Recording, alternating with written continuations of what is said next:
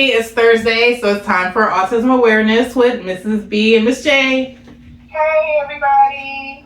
So we're going to start off with the comments from our last show, and then we're going to get into kind of a specific topic that we were discussing earlier. So the first comment is from my husband. He said, "Great job." Hey now, Charlie B. So, and they're doing a good job too. The guys are, even though they kind of cheated a little bit on their last show. They did a great show. And they're go over and watch their show. Yes, they're doing a great job of showing the male perspective of raising special needs children. So it's the raw and uncut version. Absolutely, it's very raw, very uncut. Janice Prelo writes in us a heart. And I have a video that I'm gonna add. Well, he's gonna add because I don't edit. He's gonna add the video at the end that Janice had emailed us from Facebook, and it's just a dad talking about how he wouldn't change his son with autism, and it just resonated so much with me, and I feel like it will with a lot of other people. And thank you, Janice, for sending that, and I'm going to share it at the end of this video. Can't wait to see it. Okay. April Masterson, she said, "Great show, guys. Thank God everything worked out with your son." Yes, thank God. Deb T said, "Hey, beautiful. Hope you feel better. Great show." I do feel a lot better. I took care of my leg. I took my antibiotics and everything, and I feel a lot better, and I'm going to do better about taking care of myself in addition to taking care of everyone else. That is the nurse taking care of everybody else and just pushing herself to the side. Yes, ma'am. It's a terrible habit that I need to be better at. I'm going to stay on your head. I know you are. Julie Tayman. She said, "Great job, ladies. It's so scary to send our children to school these days, in my opinion. My granddaughter starts school next year, and I feel I need to volunteer to make sure things are right. LOL, Mrs. B, how scary was that? You had to look for your son at school, and him being on the wrong bus at that. I'm with you when it comes to our kids. The mama, grandma, and me don't play. And AirTag is a great idea for any child. Sorry you had to go through that today with your son." You know, when Jaylon started school, if I couldn't make it, my mom would go. Okay. And it gives you such a sense of relief just to know that you have a peace of mind that your child is okay. So I'm supporting her. Go support, go volunteer, absolutely. Show your face, do your part. Yep, be present as much as they will allow you to. Yes. Alicia James said, "Great show." Thank you, Alicia. Thank you for watching. Thanks for your support. Glamma 007. She said another great show, Miss B and J. I can relate to your stories with the school bus incidents. This is scary. When my son was 5, the school bus he rode dropped him off in front of our apartment building. One day the school bus didn't stop. I went flying down that street looking for my child. I saw him walking toward me a few blocks away. He did know where he lived. Thank you, Jesus. My panic was replaced with a sense of relief. The bus driver had let my 5-year-old child off the bus a few blocks from our place. I thank God he protected my child." Oh my God. Jesus was covering him that day. He definitely was covered. And continues to cover him. Absolutely. Yes, those moments are so scary, and it's so hard when we have those moments when we realize that other people are not looking out for our kids the way that we do. Exactly. Talitha Gaston said, "My nephew is autistic, and he was his maternal grandmother's love of her life. She is gone, but her grandson talks and asks about her often. He is now in his 30s, and he still asks, 'Where's Mama?' This really gets to all family members' heart. They had a unique bond of love." Yes, Romy is very much attached to his grandmother, Miss T. That That's her boy, and that's his girl. He looks just like CB did when he was little, and he's just the sweetest, most loving little boy, and that's her heart. As it should. MD Gant said, running around after my 3-year-old grandson while his parents are deployed is a lot of work, but I make sure to catch your shows. As a child, I never understood why anyone would pick on children or adults with challenges or at all. I don't understand, nor do I want to understand, how someone can be so evil and cruel. It really gets to me to see family pick on or neglect their own family with challenges. That's why I lived my life being an advocate for my brother until he went to God's rest in his 60s. I miss my brother and the sweetest person I've known. Your message is important and much needed. May God continue to shower you with his blessings and favor. Oh, that was amazing. And I'm so happy that you're there to stand with your grandchild. Yes, absolutely. Thank you. Thank you for your comment, and thank you for sharing about your brother. And then prayers for your grandson's parents that are deployed also. Yes, most definitely.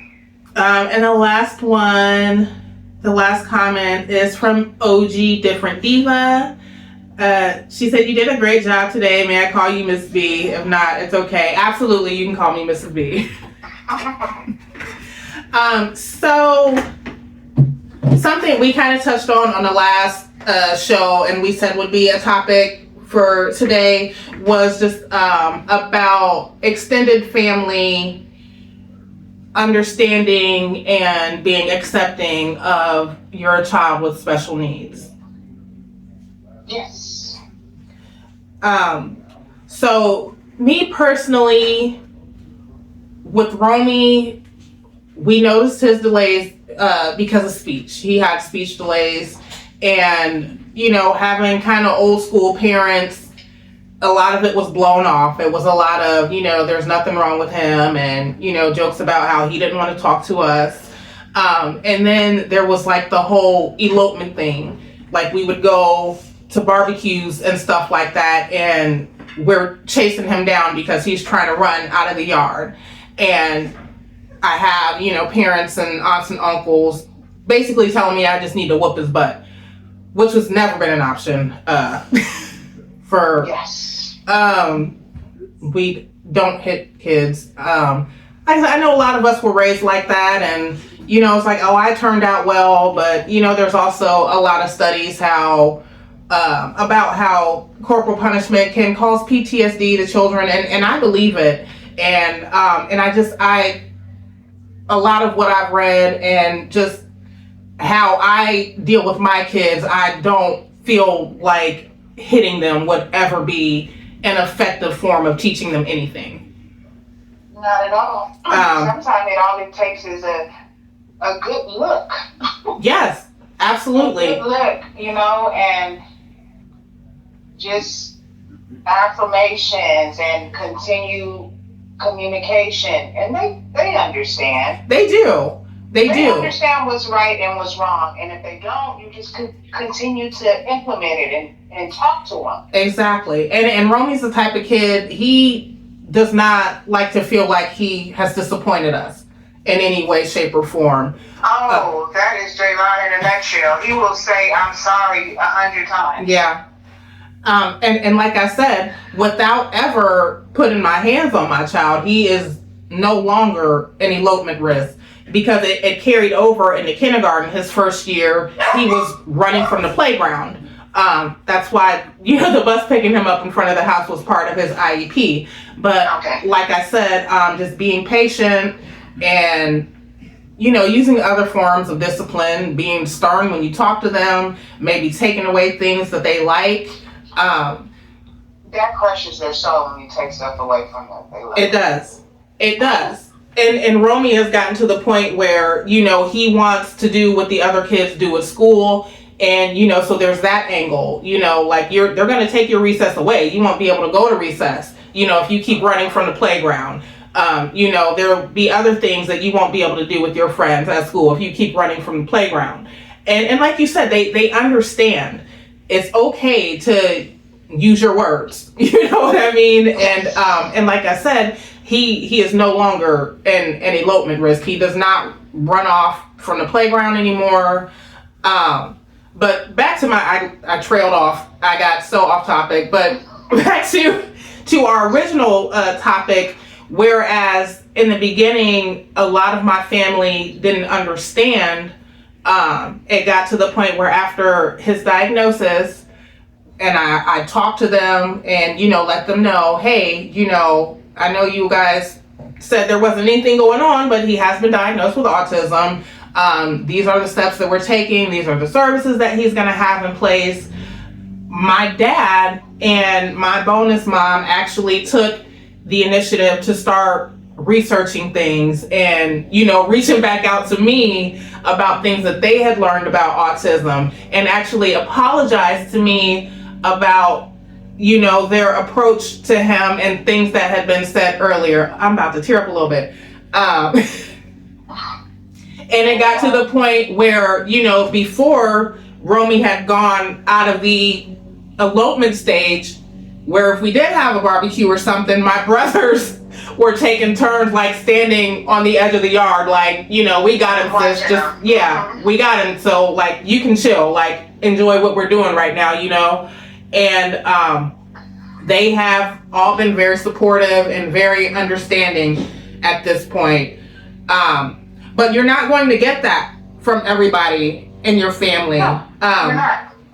Like I said, that's been my experience with my dad and my bonus mom. But my actual biological mother, we had an issue where it was almost like she was afraid. I don't know how else to put it, but she would call me and ask me, because my parents are about an hour away from where we live, and she would, ask to keep my daughter, like, and just her. And not the other one. Yes, which I never let her do. No. Like you said, never that. Package deal. Package deal. Thank you. Thank you. These babies come together. They come together.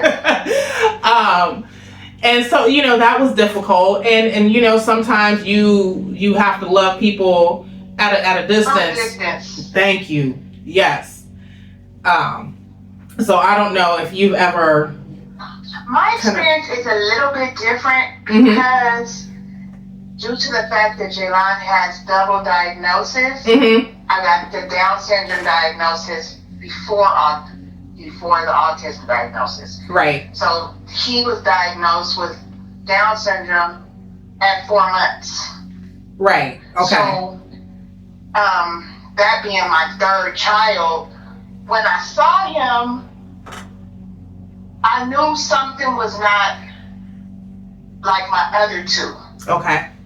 And I said, is he okay? Oh, he's fine, he's perfect. And I said, okay. They didn't test him till he was about, I think 3 or 4 months. Okay. For the Down syndrome. So, due to the fact that I had that diagnosis early on, and my family was super supportive. So when the next diagnosis came about, it was just another thing that we accepted. Right. And I always have said, you treat all my kids the same way. And I never have to say it. That's just the type of person I am. Right. You're going to treat them all the same, with a disability or not. Yes. He's going to learn right from wrong. And they have steadfast for that, and everybody that comes in contact with me treats him just like you would treat anybody. Right. I mean, Jaylon, who could love Jaylon? Right. But, sometimes you do get in a situation, and you can be out, and you'll get a different look. Yeah. Yeah. And I've learned to just shrug that off. Right. It used to affect me. Right. It used to, but why I shouldn't feel weird because you feel weird. Right. This child is breathing, walking, and can tell me his needs and wants. That's all I want. Exactly. And he's healthy. Yep, he's healthy. And those people that are passing by or, you know, are not accepting, they're not going to affect your life. They're not. They're not in one shape or form. They're not. And it comes like, even when Larry and I got together, and Larry took I think Jaylon was 4 at the time when they first met. Okay. And it was just something like, he just instantly connected to him. And Jaylon doesn't take to everybody. Right. He doesn't take to everybody. So that's another thing. You pay attention to who you have your kids around. Oh, for and sure. How they act. Yep. How they act. And if they are like, I don't want to do this. But by the grace of God, everything worked out perfect. Yeah. And that's the way it was supposed to be. Here we are 11 years later, and they could care less if I'm at home. I love that. I love that. And you know, kids on the spectrum have a very high level of discernment. Yes. You can very much tell from them when they are around good people and when they're around somebody that may or may not be. Yes. And you said that Jaylon had the aide in his classroom. Mm-hmm. For some reason, he is crazy about this lady, and she just started like the end of last semester. Okay. Before, it's like the springtime, and she's pregnant. Aww. So I don't know if he's always been attached to her, but since she's been pregnant, it's like when they walk out, he's holding her arm, telling her to come on, and she's leaving. Yeah. She's going on maternity leave next Friday, so I'm sad. Yeah. Aww. But sometimes your kids can be in a situation where they're not that comfortable. Yep. And I pay attention to I was going to say, take it to heart. Take it to heart. Pay attention to everything. Yes, pay attention to that. If your child if you pick up any type of signals, or your child, any bad vibes, or your kid, you know, tells you that they're not comfortable around somebody, or somebody makes them feel any type of way, take it to heart. You don't sweep that under the rug. Exactly. Take all of that serious. For sure. Because they know. At the end of the day, you are their advocate. Yep. And you are their protector. So you're supposed to be there no matter what. Yes. Absolutely. I know that was a little off topic, but I just listen. I just give us little topics to kind of, you know, put stuff out there to kind of guide the conversation, to put certain information out there and things that people can relate to. But you know, it's open for us to talk about whatever. Just like I tell everybody, y'all can talk about whatever in the comments, or if you guys want to email Charlie B, there's something specific you want us to talk about, or a video that you want to share like Miss Janice does, or anything like that. We are open to all of it. And to all the parents and grandparents and aunties and uncles, if your child is starting school soon or in school and you feel a certain way, you show up. Yep. You show up and you make your presence notable. Absolutely. It goes a long way. It goes a long way. It goes a long way. You establish those relationships and you advocate for your child, and you ask to volunteer. Yeah. Or you ask if the classroom needs something. And it's the smallest thing, right, that could make them pay a little bit more attention to your child. And I'm not saying to do that for that reason. Right. But kindness goes a long way. Yeah, it does. It does. So. Okay. Well, thank you again for joining me on here. Yes. I think we covered a lot of good things, a lot of good topics. And just on the topic of putting out information, I was on the Autism Speaks website today, there is a lot of good information on there. They actually have downloadable guides and it's all free. They have free downloadable guides for issues with sleep, issues with your kid's diet, and just all kind of helpful guides. And there's also links for different grants. A lot of people financially don't qualify to get Social Security, and they have different grants and stuff on there that you can apply for that would go towards services and things like that for your child. Amazing. Amazing. So anything else you wanted to share with us, Jay? I will see you soon. Yes, ma'am. All right, everybody. Thank you again for supporting us and on this little segment of the channel. We appreciate you all so much. Until next time, love you. Bye. Thank you. See you guys soon. My son has autism, and I've had various different comments saying that he's deformed or that he should have been aborted, or very well-meaning people saying that they would pray that he gets healed. And truthfully, that just never really sat right with me, because when they see my son, I do not believe they see what I see. Well, I was tagging the video that honestly brought me to tears, and I want you guys to watch it as well. To this creator, thank you. I believe my son Oliver is a masterpiece as well. But I do know this, some well-intentioned Christians, and by that I mean ignorant ones, have asked if I've ever prayed for my son to be healed. For those of you who may not know, my son is on the autism spectrum, and I am always like, healed from what? Healed from being exactly who he is? Healed from the way that his brain dances with the world in a rhythm that we're still learning to hear? Listen very carefully and very closely. Turn up the volume if you have to. My son is not a problem to solve. He is not a math equation that God got wrong. He is not broken. He is not defective. He is not missing some holy part that the rest of us apparently may have. He is a masterpiece. In every storm, in every silence, in every word, in every spark, he is a masterpiece. Do we face challenges? Hell yes, we do. Do I pray? Absolutely. Sometimes it's the only thing I got. But my prayer is never, God, make him normal. It's, God, help me see him more clearly. It's, God, help me love him in a way that he continues to bloom into the person you always intended him to be. It's, God, help me shut up when silence says more than words ever could. You don't fix masterpieces. You honor them. You sit in awe. You let them change how you see everything else. My son and all of his peers are not less than. Yes, he is different, but that difference, it's where wonder lives.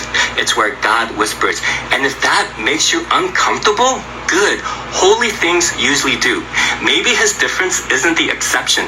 Maybe it's the invitation. So don't waste prayers trying to make him normal. Pray for a world with eyes to see him rightly and hearts big enough to love him well.